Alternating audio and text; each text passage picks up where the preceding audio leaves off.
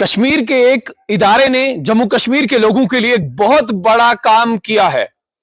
अगर आप भी चाहते हैं कि हम मक्का और मदीना की जियारत करें, आप भी चाहते हैं कि हम काबतुल्लाह की जियारत करें, तो यह खबर आपके लिए है। अगर आपके पास पैसा नहीं है, आप चाहते हैं कि हम काबतुल्लाह की जियारत करें, मगर आपके पास इल्म का भंडार होना चाहिए। अगर आपके पास इल्म का भंडार है तो आपने एक एग्जाम क्वालिफाई करना है, और अगर आप उस एग्जाम में पहली पोजीशन लेते हैं तो आपको बिना पैसे दिए काबतुल्लाह की जियारत करवाई जाएगी। यानी आपके लिए उम्रा का पैकेज जो आपसे 1 लाख रुपए 1.5 लाख रुपए में लिया जाता है, वो आप फ्री ऑफ कॉस्ट भी कर सकते हैं। फिलहाल मेरे साथ मजीद तफसीलात के लिए कारी जावेद साहब हैं। कारी साहब, मुझे ये बताओ सबसे पहले कि आपको बहुत बहुत मुबारकबाद। 4-5 सवालात हैं, इन सवालात के जवाब जरा आप लोगों को दीजिए। जो जम्मू कश्मीर के लोग अभी आपको सुन रहे हैं, इन्हें आप ये सवालात के जवाब दीजिए ताकि ये लोग तैयारी करें, और सभी लोग जो हैं ये जानना चाहते हैं कि आखिर इस एग्जाम के लिए हमने क्या करना है। सबसे पहले मुझे आप बताइए कि एग्जाम कब होगा, एग्जाम कौन कंडक्ट करवाएगा, इस एग्जाम का सिलेबस क्या होगा। ये तमाम तर चीजें आप जरा हमारे जितने भी व्यूअर्स हैं उन तमाम लोगों को आप बताएं।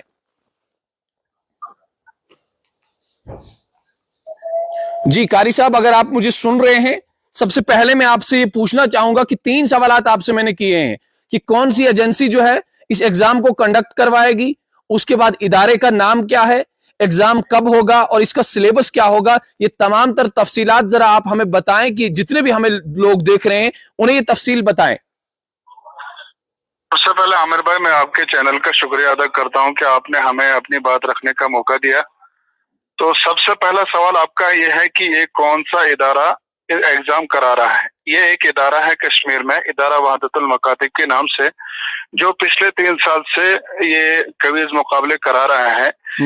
पिछले साल यानी 1-2 साल पहले जब हमने सबसे पहला क्विज कराया, उसमें हमने मुफ्ती फैजुल वहीद साहब की किताब का एग्जाम कराया, तो उसमें हमें 2700 बच्चों ने शिरकत की जी।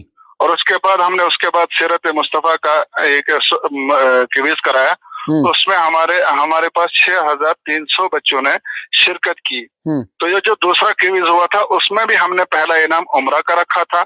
और आज जो एग्जाम का हम करा रहे हैं, कुरान आपसे क्या कहता है, मौलाना मंजूर नौमानी साहब रहमतुल्लाह अलैह की किताब है, उस किताब का हम एग्जाम करा रहे हैं। तो इस एग्जाम में भी हमने पहला इनाम जो रखा है उम्रा का रखा है।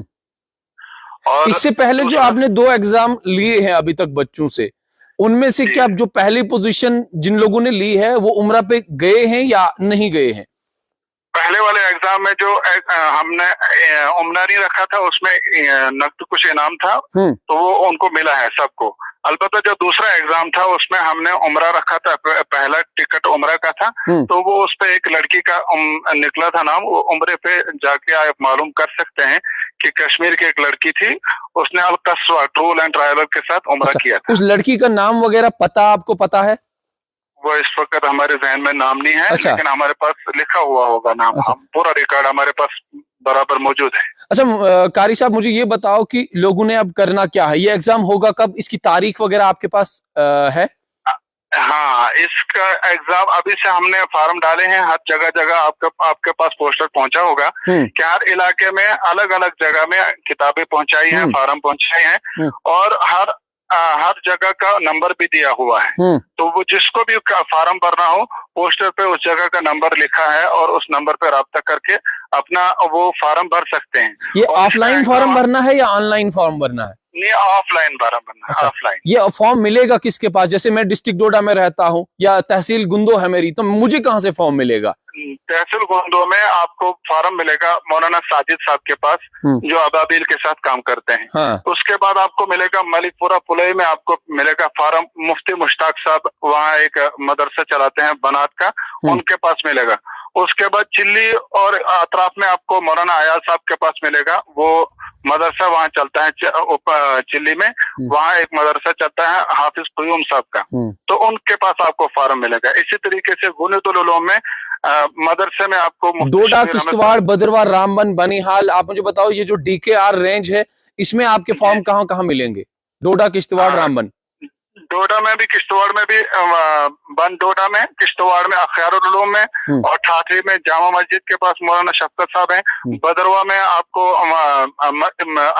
क्या बोलते हैं, मस्जिद ईदगाह मस्जिद के इमाम है मौलाना मुबारक साहब। और डोडा में, बंद डोडा में, रामबंद, संगलदान और बानीहाल में भी मिलेंगे आपको। जम्मू मरकजुल मारिफ बिठिंडी में मिलेंगे आपको, तालाब खटिंगा में मिलेंगे, और कश्मीर में मुख्तलिफ जो पोस्टर हमने हर जगह के लिए अलग अलग पोस्टर शाया किए हैं।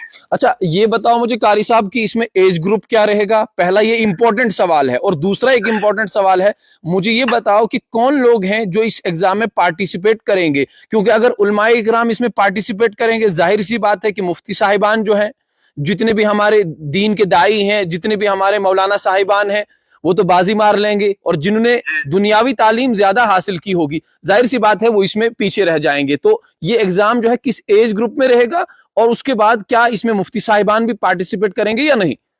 जी जी, आपका सवाल है कि एज क्या रहेगी। एज हमने रखी है कम से कम 13 साल। 13 साल से ऊपर जितने भी होंगे, कॉलेज में पढ़ने वाले हों, यूनिवर्सिटी में पढ़ने वाले हों, कोई भी हो, इसमें हमने शर्त रखी है कि कोई भी आलिम, कोई भी मुफ्ती इसमें फॉर्म नहीं भर सकता है।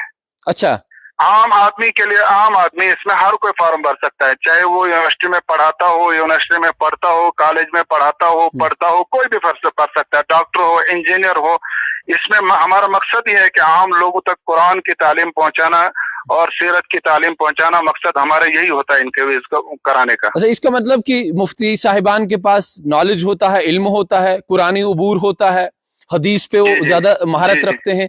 तो इसका मतलब आपने कि आम फहम वाले लोगों तक पहुंचाने की कोशिश करें, ताकि आम इंसान जो दुनियावी तालीमात में मसरूफ था, वो भी कहीं ना कहीं आखिरत वाली तालीम से थोड़ा सा कुरान के साथ जुड़ जाए, हदीस के साथ जुड़ जाए। अच्छा, उन लोगों के लिए आपने ये रखा है? जी जी जी जी। अच्छा, मुझे बताओ कि लास्ट में और आखिर में आप मुझे बताओ कि इस एग्जाम की तारीख क्या है? एग्जाम की तारीख 13 अप्रैल है, इतवार का दिन होगा। और टाइमिंग भी उस पर दी हुई है पोस्टर पे, कितने से कितने बजे तक। और ऑब्जेक्टिव टाइप का ये पेपर होगा, उसमें लिखने की कोई जरूरत नहीं होगी। उसमें जो OMR शीट होता है, उस OMR शीट के जरिए से हम एग्जाम कराते हैं। तो एग्जामिनेशन सेंटर कहाँ कहाँ रहेंगे? मुख्तलिफ जगहों पे, जब जितने बच्चे जिस जगह इलाके से आएंगे, उसी इलाके में हम सेंटर रखने की कोशिश करेंगे। नहीं, क्या डिस्ट्रिक्ट डोडा वालों को श्रीनगर आना पड़ेगा, जम्मू आना पड़ेगा, या डिस्ट्रिक्ट डोडा में आप एक सेंटर कायम करेंगे? हमने तहसील के लेवल पे हमने सेंटर रखे हैं, डिस्ट्रिक्ट पे नहीं, तहसील के लेवल पे हम सेंटर रखेंगे। जितने बच्चे आएंगे, बल्कि तहसील के लेवल पे हमने जो सेंटर बनाने हैं, अभी सेंटरों का तय नहीं हुआ है, लेकिन रहेंगे तहसील के लेवल पर। डोडा वालों को न श्रीनगर आने की जरूरत है, डोडा वालों को डोडा में होगा, बदरवा वालों को बदरवा में होगा, ठाठरी वालों को ठाठरी में होगा, किश्तवाड़ वालों को किश्तवाड़ में होगा। अलग अलग एरियाज में जिस जगह में वो फॉर्म भरेंगे, उस हिसाब से हम फिर सेंटर की तैनाती करेंगे। तो नतीजे कब तक सामने आएंगे? नतीजा एग्जाम के 15-20 दिन के बाद आपको नतीजे सामने आ जाएंगे। और वो भी इंशाल्लाह रहमान फेसबुक, हमारा एक फेसबुक पेज चलता है इदारा वहदतुल मकातिब के नाम से, उस पर शाये किए जाएंगे। तो इस इदारे ने क्या कोई सिलेबस वगैरह फ्रेम किया है? सिलेबस के लिए अब जाहिर सी बात है, क्या आप कुरान पाक में 114 सूरतें हैं, 6666 आयतें हैं, तो क्या उन्हीं आयतों में सब कुछ पूछा जाएगा, या कुछ सिलेबस वगैरह आपने फ्रेम किया हुआ है? हमने इसके लिए एक सिलेबस रखा है। कुरान आपसे क्या कहता है, किताब एक है, उसी किताब में से उनको सवाल किए जाएंगे। तो ये किताब वगैरह कहाँ से मिलेगी, इसका कॉस्ट क्या होगा, ये तमाम तर तफसीलात हैं आपके पास या नहीं? जी जी बिल्कुल, ये किताब मैंने आपको पहले बताया कि जैसे आपका एरिया गुंदोगवाड़ी पड़ता है, तो गुंदोगवाड़ी में आप मौलाना साजिद साहब से रब्ता करेंगे, और वो आपका फॉर्म भी भरेंगे, और वो आपको किताब भी दे देंगे। और 200 रुपए हमने किताब की कीमत रखी है, और कीमत जबकि किताब में प्रिंट 240 रुपए लिखी हुई है, और हम 200 रुपए में किताब और फॉर्म दोनों दे देते हैं। चलिए, बहुत बहुत शुक्रिया सर, अच्छा लगा आपसे बात करके। शुक्रिया सर।